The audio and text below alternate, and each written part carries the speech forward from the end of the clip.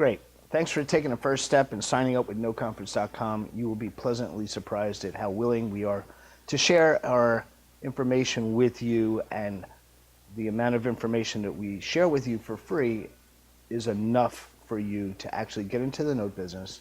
We would, of course, like you to sign up with our Note Conference education, but it's not necessary. We don't mind sharing this information out to you. And so here we go. I'm going to walk you through my first note deal that I purchased, I'm going to have to say almost 12 years ago now. This was a note that I purchased in York, Pennsylvania. It was a 5-bedroom, 1-bath house. All the houses in York, Pennsylvania are row houses in this particular area, and they were all built at the same time, like in 1900. So they were very old properties, but they were very roomy, very livable properties, not the greatest neighborhood. So I bought this note. It was a $60,000 face value mortgage.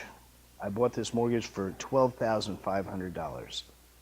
I bought it from PNC, I believe that was a PNC note, and they were willing to sell it to me at a discount because they were getting no response from the homeowner, which is the borrower, and they figured they would sell it to me at a discount just to get it off of their books. That is the residential non-performing mortgage note business that we are in, that we teach. They sold me this loan at a discount. I received the collateral files into my office. I had someone review all the documents that were in that collateral file to make sure that there was nothing missing. We didn't have to go back to PNC and correct any of the paperwork. Everything was fine. We then contacted the homeowner who lived in Wyoming. He had a tenant that was living in the property paying $475 a month. So after a little discussion with this borrower, the borrower agreed to sign over a deed in lieu of foreclosure. I'll get into that in other videos on all these technical terms that you need to learn. He signed over a deed in lieu of foreclosure to us. So the reason that he signed the property over to us is because we are acting as the bank.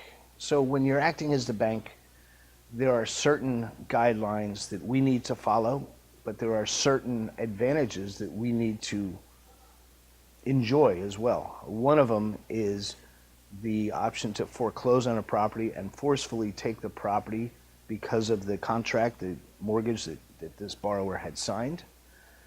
And instead of him having a foreclosure on his record and any type of deficiency judgments against him, he agreed to sign over the documents, the deed over to us, which was just a one document piece of paper that I had an attorney draw up. We got that out to him. He FedExed it back to us, signed with a notary, and now we own the property. It was simple as that. We recorded that document with the county, and now there were some back taxes owed on that, which we knew about, and we paid the back taxes. We now own the property. We had a tenant that was already in that property paying $475 a month. So we were getting almost $6,000 a year off the rent. Again, remember, I paid $12,500 for this note, and I think maybe $2,000 in back taxes. So all in, I'm probably into this with the attorney and everything, maybe $15,000. That was money that I had. I was using that from my self-directed IRA. We teach how to open up and use self-directed IRAs for this type of investment. And we collected rent on that property for approximately 2 years, which was about $12,000. And then the tenant moved out.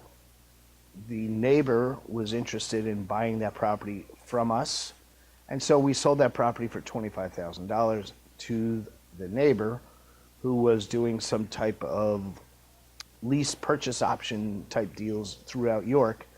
It worked out perfect for us. It was literally a slam dunk. That was my first note.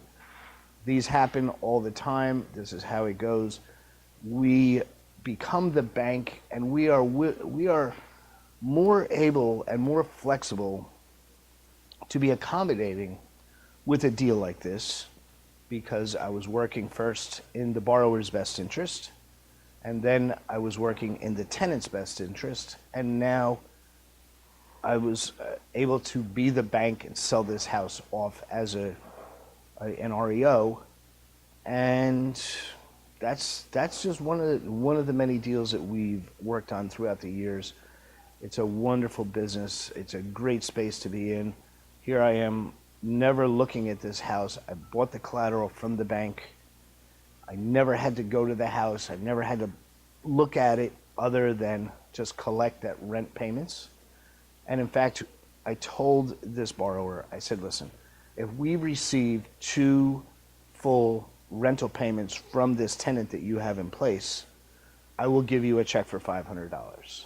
And he agreed to that. He got in touch with the tenant, told the tenant to stop paying the borrower's mother was actually stopping over and picking up the rent. The tenant stopped paying the mother and started writing the checks to my self-directed IRA. It was as simple as that. I go online, oh, Odessa made a payment, and it went directly into my IRA, 475, about 25 times she paid rent to me at 475. And then I got a phone call from this potential buyer who lived next door, and she said, hey, I would like to buy your house, and I sold it that day for 25 grand. So that's a typical note deal. Again, thanks for signing up with Note Conference. I look forward to working with you in the future, sending you a lot of great content, more case studies like the one that I just went through right now. If you have any questions, feel free to reach out to me at mike@noteconference.com. Click on our YouTube subscription. You'll see that below this video as well. Click on the subscribe button so that you will be notified of any new material, because essentially that's what we're giving you for the price of you giving us your email. We're going to give you content. That's a fair deal. I look forward to working with you, and happy investing.